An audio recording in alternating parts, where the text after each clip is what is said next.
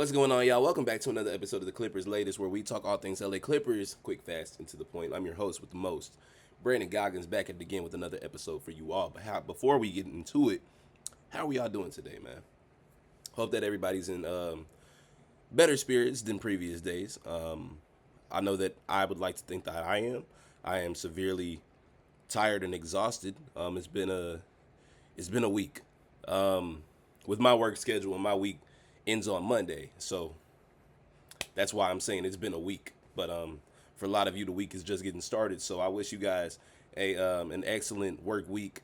I hope that everybody, you know, achieves something, takes care of business, and handles everything with care. And make sure you give somebody a compliment today.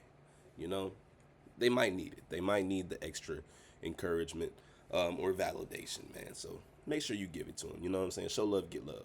That's what I like to live by. But yeah, man. Don't mind the little skull cap here, man. Look, bro. Y'all know I had them braids in. The braids did its. They ran their course. Y'all probably saw in the previous videos, man. Like I ain't gonna lie, they a little chopped. So I'm about to take them just down tomorrow morning, and I'll be back to the little, I don't know, taper, little fro thing that I got going on, whatever it is. But for the time being, for this video, I have to have the skull cap on for my personal reasons. But enough about me. Let's talk about some Clippers basketball. Got some interesting topics today. So without further ado, let's get straight into the first one. Circling back to our boy CP3. Um, y'all remember back at the beginning of the season when we were going over the schedule and talking about like all those bobblehead giveaway nights for different players throughout the year? Well, Chris Paul was supposed to have his own bobblehead night on February 2nd against the Sixers, but it got canceled. So I ain't gonna lie, when I saw it, it just reminded me like of how dirty and disrespectful like the whole CP3 situation. Like it made me mad all over again. Like, you know, like even the bobblehead night, bro. Like, damn. Granted, I wouldn't have expected them to continue it because I feel like that would have been awkward, and I don't think that they should profit off of somebody that's no longer on the team. You know, you cut ties, like cut ties everywhere. So like I get it, but it's just like it just reminded me of the whole situation. I'm just like, damn, like even bobblehead night. Like I saw people in the comments of a post about it saying that they were only gonna go to that game just to get the CP3 bobblehead, like saying that they weren't even Clippers fans, but like they would go just for that.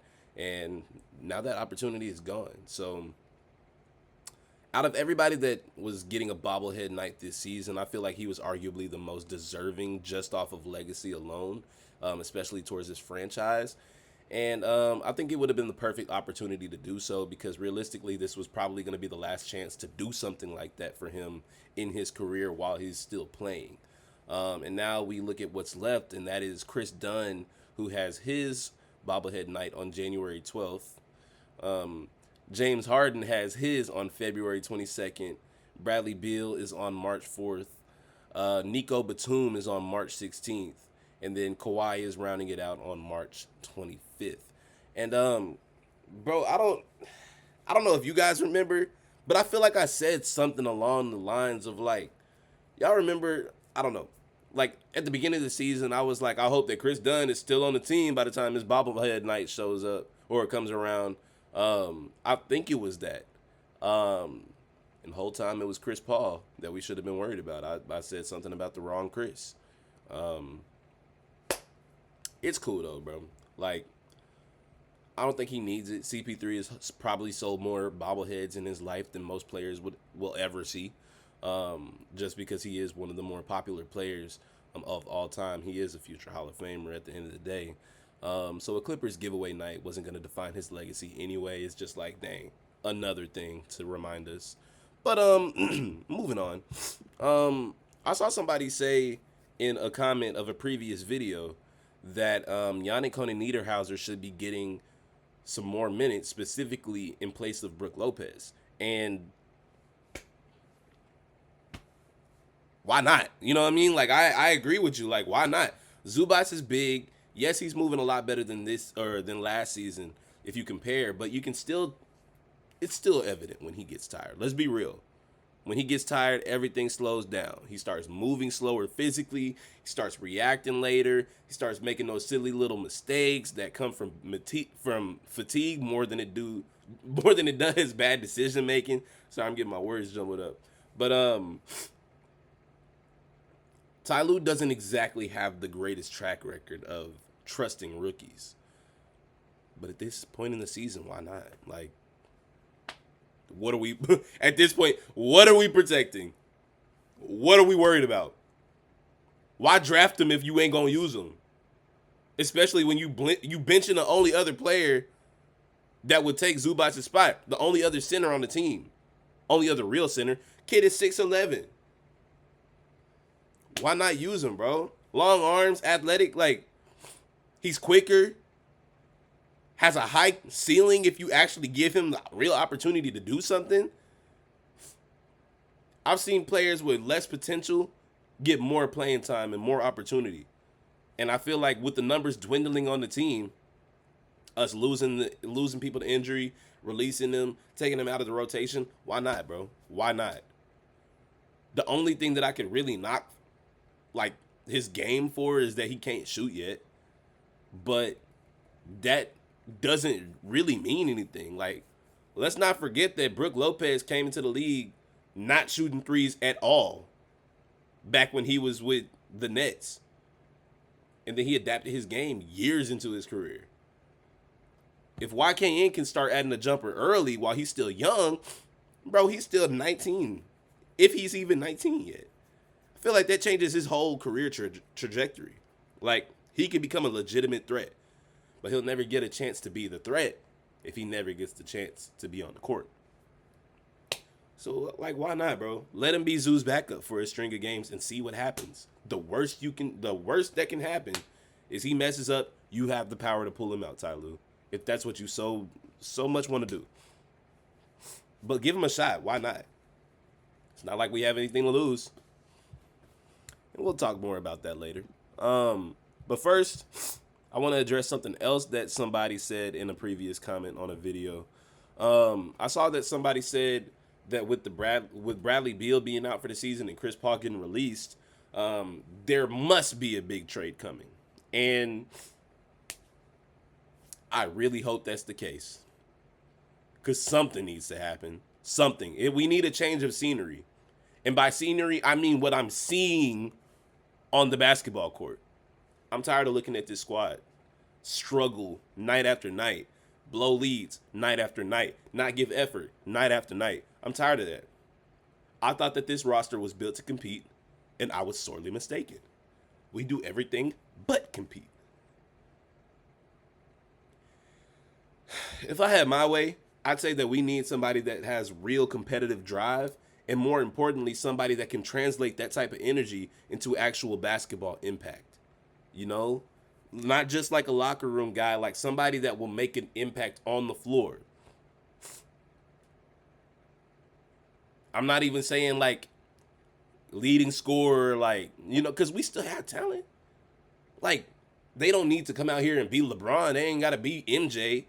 But we need somebody that's going to make momentum swing play. Like, I don't know, can change the trajectory of the game. I've said it before and I'll say it again. We ain't got no killers. We got talent. We got talent galore. But we ain't got no killers. Kawhi is quiet. He'll go off, but he ain't loud about it. Harden has been playing out of his mind this season. And he's honestly the closest thing we have to a killer. But even he can feel a little nonchalant at times. And I'm not saying that to say that they should change who they are. I don't think they should change who they are. I don't think that they should have to if that's not them. You know what I'm saying? Like, don't force it if that's not you. That's not their DNA. But what I do think that what they need to do is play next to somebody that brings out that competitive edge every single night. Somebody that you feel their presence the moment that they check in. Because everybody on the court feels that. On offense and defense. On our team and the other team. Y'all might cook me for this. But we need a Patrick Beverley archetype, bro. I think that's seriously Not all we need, because I think that there are a lot of holes and a lot of gaps that we need to fill. But I think that just having somebody with that type of energy could shift a lot, and it could make a difference. Say what you want about Pat Bev, but he cared. He gave a damn, and that's not something that I can really say about too many guys on this roster right now. It ain't got to be him specifically, but I'm just reminding y'all the deepest playoff run that this franchise has ever had was with Pat Beverly on the roster. That's not all too much of a coincidence to me, but hey, I'm just saying. Excuse me. I think that we need another scorer. I think we need another bench player that can come off the bench and be a dynamic scoring threat. Or at least another option. Like, I hate to keep on bringing up Norman Powell, but like, we need somebody like that. Somebody that whenever their number is called, they're going to come in and they're going to give their all and they're going to perform. I don't know who that could be that's out there in the league right now that's available, but we need that. And they need to be able to shoot too. And I think that we need that in addition to somebody that can come out and be a killer, somebody that can be out an enforcer, somebody that can change the whole mojo of the team. Because we need that. We look so deflated. We look so defeated all the time. Like, the way we even like approach the game on the court, like, it's just something's off, and we need somebody that can change that.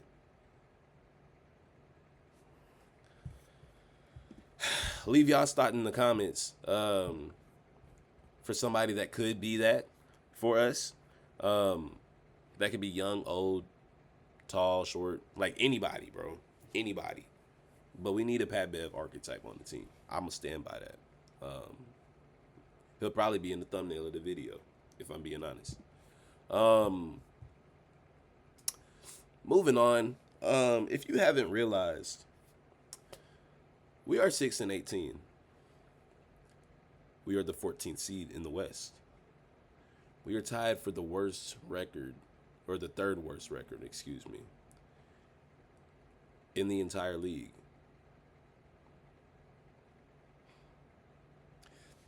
That's crazy. If you asked anybody before the season how bad this could get, I don't even think the most pessimistic fan would have predicted something like this. Because it shouldn't be normal. It shouldn't even theoretically be possible. A team with James Harden and Kawhi Leonard should never be this low in the standings. Ever. I don't even care if it's like early in the season. It like shouldn't happen. We've let them down. These are two future Hall of Famers that are not getting the effort that they deserve. They're not having anybody that's making an impact on some of the last seasons of their careers. They're on their way out. They may not be retiring next season or not even the season after that. James Harden is about to be 36, bro. Kawhi Leonard, how old is he? 34? About to be 35? The clock is ticking, bro. There's not a lot of time. We've been hit with injuries, off-court drama, a clear lack of urgency on the floor. And what makes it even weirder is that Clippers fans still haven't even accepted, like, fully that we're bad yet. We all just kind of waiting for the switch to flip because we feel like that's what should happen because we know what the team is capable of. But it's just not happening. And I think that everybody in Clippers Nation, Clip Gang, is spiraling right now. Including me. I don't think that this team is good for my mental health. If I'm being completely straightforward with you, I think this team is actually driving me insane. And having to keep up with them and pay so much attention to them, it's not good for me, bro. And I can only imagine how it is for people that are closer to the team. People that are on the team. Because it shouldn't be like this.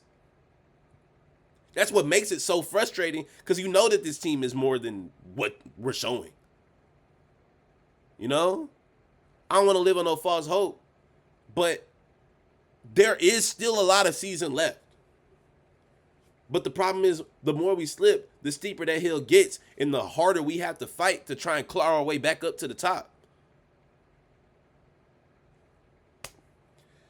And like, how many more times do I have it in me to say that like there is like time left? Because like it's one thing for me to be saying it at the beginning of December, but it's a whole different thing for me to be saying that at the beginning of March. This time is going to fly by like that. And then we're going to be looking up and realizing that we're still in the bottom third of the Western Conference, missing out on not even just the playoffs, but the play-in. We are in 14th place. The only team below us is the Pelicans without Zion right now. They're not even trying to win. And we're down there with them. Like, that's the thing. We're down there with the Jazzes, the Blazers, the Pelicans of it all. We are not, like, no disrespect, but we are not that caliber of team. At least we shouldn't be. But that's exactly what it's seeming like we are. And it's actually insane. It's really infuriating.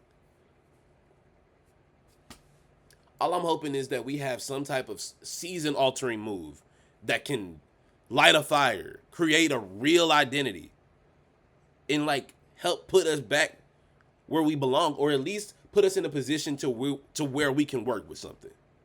Something got to give. Something got to give. Because what we watching right now, we might as well check out, bro. We might as well post a thank you fans for a fantastic season graphic on all our social media platforms, because we're not going to make it anywhere near the postseason with the performance that we're giving right now. It's embarrassing. It is. So we're going to see. That's going to do it for this episode, though, y'all. I hope that you guys enjoyed. If you did, make sure you hit that like button. And if you're new here, consider subscribing. Leave your comments leave your thoughts in the comments below about each topic that we talked about. Do you have any opinions on bobblehead night getting canceled for Chris Paul? It's pretty expected. Do you think that YKN deserves more minutes, especially with the declining Brook Lopez minutes? Do you think that there is a possible trade brewing? Who do you think that they're planning to make a move for with Bradley Beal going down and with the release of Chris Paul? And then leave your thoughts in the comments about the season thus far. Like, how are you feeling about the season? That's all I got for you guys. As always, y'all be easy, stay sleazy, and always keep it capital peasy. I'm going to cash out on the next one. Y'all take it easy. Catch y'all on the flip. Y'all be smooth. Peace.